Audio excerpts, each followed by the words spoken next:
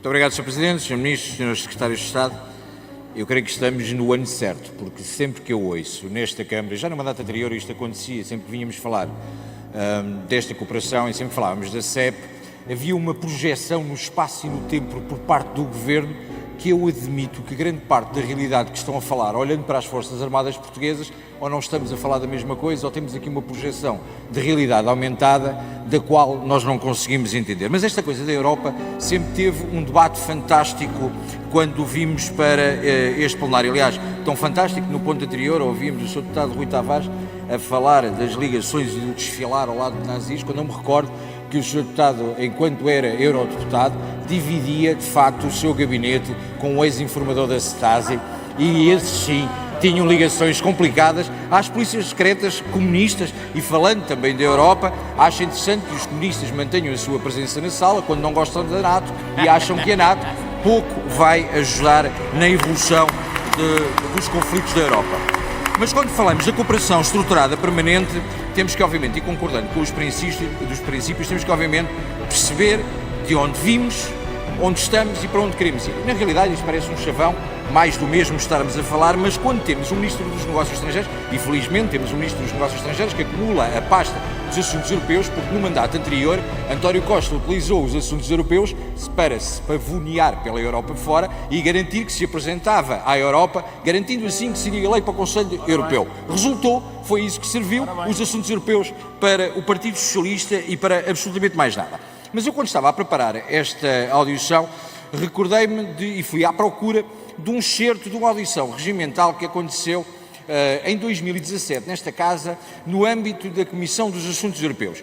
E então, na altura, o então eurodeputado veio, federalista, assumidamente federalista, do PSD, veio aqui assumir que o posicionamento desde 1986, e eu acho que é importante, quando falamos da CEP, entender qual a visão do Governo para o futuro da Europa e entendemos qual a política estratégica e até ideológica em que posicionamento é que estamos. Porque, na altura, o então eurodeputado dizia que estas questões da soberania e dos Estados acharem que terem direito à sua própria defesa era uma questão de soberania, isto está ultrapassado.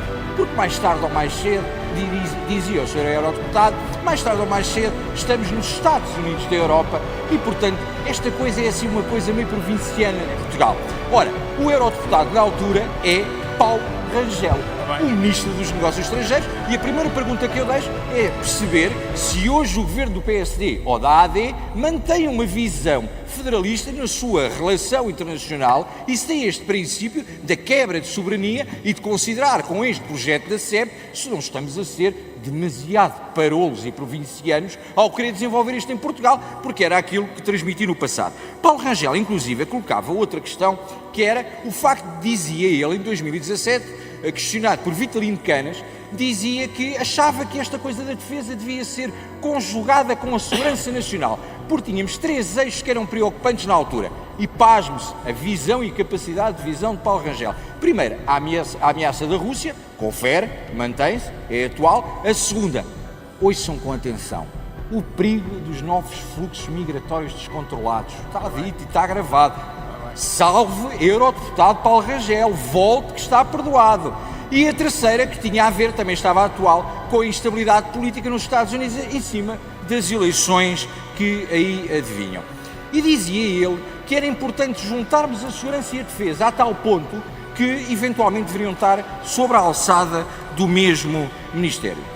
Meus senhores, olhando para a proposta que entrou pelo PSD e pelo Governo na primeira comissão a dizer que o patrulhamento das águas portuguesas deve passar a ser feito pela GNR e passando por cima da Marinha, desresponsabilizando a Marinha, deixando as Forças Armadas de joelho no chão, como os senhores têm deixado, e o Partido Socialista também, acham de facto que vale a pena vir para aqui falar da CEP sem primeiro organizarmos a casa e sermos responsáveis com as nossas políticas de defesa nacional?